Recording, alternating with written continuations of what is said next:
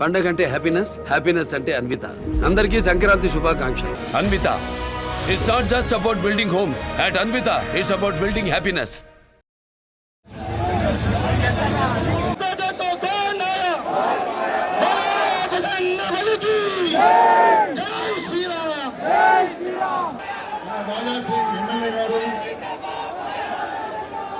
ఇవాళ మనం అందరం కలిసిమెలిసి గుడి దర్శనం చేస్తాం అని ఒక చిన్న మెసేజ్కి ఎంతమంది మా కార్యకర్తలు వచ్చినందుకు ఇంకొకసారి హృదయపూర్వకంగా ధన్యవాదాలు. అదేవిధంగా వేదిక పైన ఉన్న కట్టా మైసమ్మ చైర్మన్ గారు, మా అక్కలు, ఇద్దరు కార్పొరేటర్లు, చాలా మంది అధికారులు వేదిక పైన ఉన్నారు. ఏదో చెప్తాడని ఈ విధంగా మా పోలీసు వాళ్ళు అనుకుంటున్నారు, కానీ అట్లా ఏం లేదు. మేము నిజం మాట్లాడతాం, నిజం మాట్లాడే ఆ ధైర్యం మాకు ఉన్నది.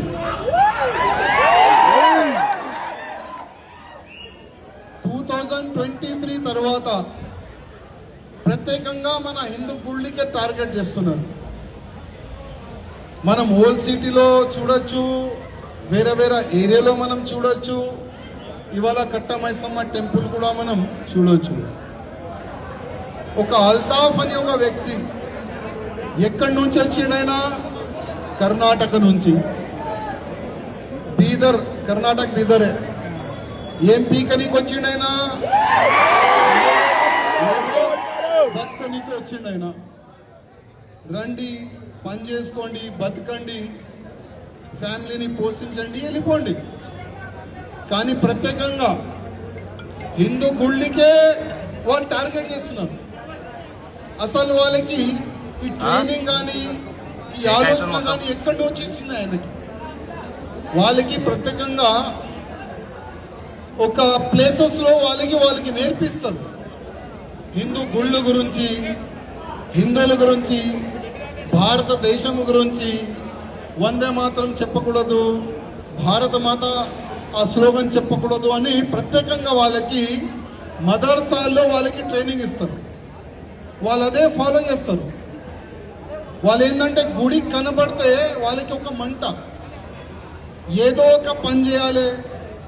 గతంలో మనము సికింద్రాబాద్ టెంపుల్ మనం చూడొచ్చు. ఏ విధంగా ఆయన అమ్మవారికి తన్ని విగ్రహాన్ని పలగొట్టడానికి ప్రయత్నం చేస్తే అప్పుడు ఆయనకి అక్కడే ఉన్న హిందువులు పట్టుకొని ఆయనకి పోలీస్కి ఇస్తున్నారు.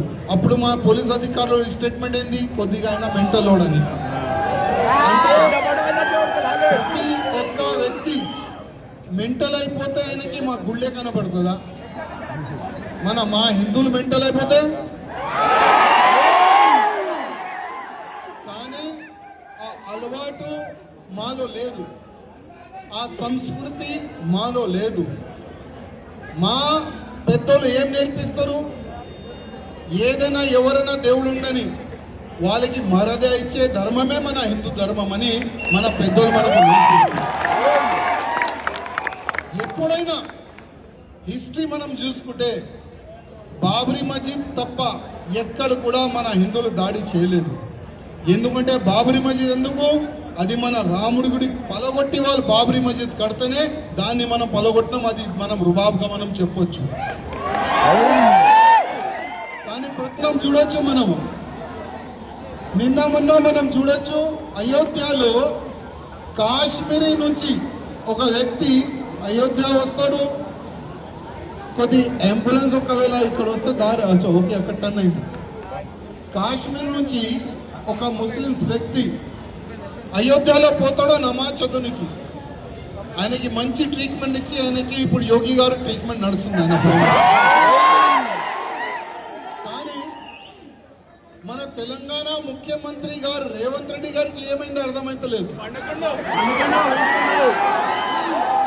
అప్పుడప్పుడు మా రేవంత్ రెడ్డి గారు అంటారు, నేను ఏబీవీపీ అంటే నా రక్తంలో కూడా కాషాయం ఉందని రేవంత్ రెడ్డి గారు అంటారు. ఇప్పుడు మా రేవంత్ రెడ్డి గారు ఇంత పెద్ద అపవిత్రం జరిగింది కట్టా మైసమ్మ గుడి ప్రాంగణంలో, మలమూత్రం ఒక ఫాల్తుగాడు వేసిండు. దానిపైన ఒక చిన్న మెసేజ్ కానీ, ఒక చిన్న మెసేజ్ కూడా మీది రాలేదంటే అది చాలా దురదృష్టం. అదే ఎక్కడైనా అదే మా హిందువులు ఏదో ఒక బొందల గడ్డ పైన ఒక చిన్న రాలేస్తే కూడా వాళ్ళు ఏడుస్తారు. వాళ్ళు చూడండి, హిందూ అయిన కార్యకర్తలు, బజరంగ్ దళ్ కార్యకర్తలు, బీజేపీ కార్యకర్తలు ఒక బొందల గడ్డ పైన రాలేసినారని ఆ విధంగా అసెంబ్లీలో కానీ మీడియాలో కానీ ఏ విధంగా వాళ్ళు అరుస్తారు మీ అందరికీ తెలుసు. కానీ మా రేవంత్ రెడ్డి గారికి అదేవిధంగా కేటీఆర్ గారికి రిక్వెస్ట్ చేస్తున్నాం, ఒక్కసారి రండి. ఎలక్షన్ సమయంలోనే మీకు హిందువులు కనబడతారు, ఎలక్షన్ సమయంలోనే మీకు హిందూ ఓట్లు కావాలి. కానీ అదే హిందువులు పవిత్రమైన హిందువులది గుడి పైన ఇంత పవిత్రమైన జరిగితే అపవిత్ర జరిగితే అసలు ఒక చిన్న స్టేట్మెంట్ కూడా లేదు. అది చాలా దురదృష్టం తమ్ముళ్ళారు. కానీ ఒక్క మాట మా కార్యకర్తలకి చెప్పనీకి వచ్చినాను. ఓకే, ఆ అల్తాఫ్ తప్పు పని చేసిండు, మన హిందూ అయిన కార్యకర్తలు, బజరంగ్ దళ్ కార్యకర్తలు ఆయనకి తన్ని పొలిగోలు తీసినారు. కానీ మా పోలీస్ అధికారులకి నా ఒక నివేదిక, మీరు ఆయన పైన మంచి సెక్షన్లు వేసినారు, మీరు వాళ్ళకి రిమాండ్ చేసినారు, ఆయనకి బెయిల్ రాకుండా చూసే బాధ్యత మీ పైన ఉందని మా పోలీస్ అధికారులకి నేను రిక్వెస్ట్ చేస్తున్నాను. ఎందుకంటే మా పైన కూడా ఫేక్ కేసులు వేసి జైలుకి పంపిస్తారు మాకు. అప్పుడు మాకు బెయిల్ రావద్దని పిటిషన్లు గతంలో మీరు వేసినారు, చాలా వరకు పిటిషన్లు మా పైన వేసినారు. అదేవిధంగా ఈ అల్తాఫ్ కూడా బయటికి రావద్దని మీరు పిటిషన్లు వేయాలి, వాళ్ళకి బెయిల్ రాకుండా చూడాలని నా ఒక నివేదిక. అదేవిధంగా ఒకవేళ పెద్ద పెద్ద సెక్షన్లు పెడితే బాగుంటుందని మా పోలీస్ అధికారులకి నా ఒక నివేదిక. అదేవిధంగా మా ముఖ్యమంత్రి రేవంత్ రెడ్డి గారిలో ఆయన బ్లడ్ లో కొద్దిగైనా హిందూ ధర్మం పట్ల అది ఉంటే కదా రక్తం, కొద్దిగైనా ఆ రక్తం ఉంటే ఒక కాఫీ పైన కానీ టీ పైన కానీ యోగి గారు ఆదిత్యనాథ్ మన ఉన్నారు కదా బాబా, ఒక టీ తాగిరా కలిసిరా ఒకసారి. ఉత్తర అసెంబ్లీలో చెప్తారు మేము హేట్ స్పీచ్ పైన చట్టం తీసుకొని వస్తామని, మీరు అసెంబ్లీ సాక్షిగా మీరు చెప్తారు. అంటే టార్గెట్ హిందువులే వాళ్ళకి. ఎందుకంటే గతంలో ఆయన స్టేట్మెంట్ ఇచ్చిండు, ముస్లిం అంటే కాంగ్రెస్, కాంగ్రెస్ అంటే ముస్లిం, అంటే హిందువులు అవసరం లేదనుకుంటున్నారు. ఇట్లాంటి సమయంలో మా హిందువులారా ఆయన ఓపెన్ అన్నాడు, మా పార్టీ ముస్లిం పార్టీ అన్నాడు. మళ్ళీ హిందువులు ఎక్కడ వెళ్ళాలి, మన హిందువులు ఎక్కడ వెళ్ళాలి? అందుకోసం మా హిందూ కార్యకర్తలకి రిక్వెస్ట్ చేస్తున్నా, మీరు ఒక్కటుంటే మనం ఏదైనా సాధించవచ్చు. ఇది ఇరిగిపోతుందంట, కొద్దిగా వెనుకపోండి. ఎవరితో కొనాలి? భారత్ మాతాకి, భారత్ మాతాకి జై శ్రీరామ్, జై శ్రీరామ్.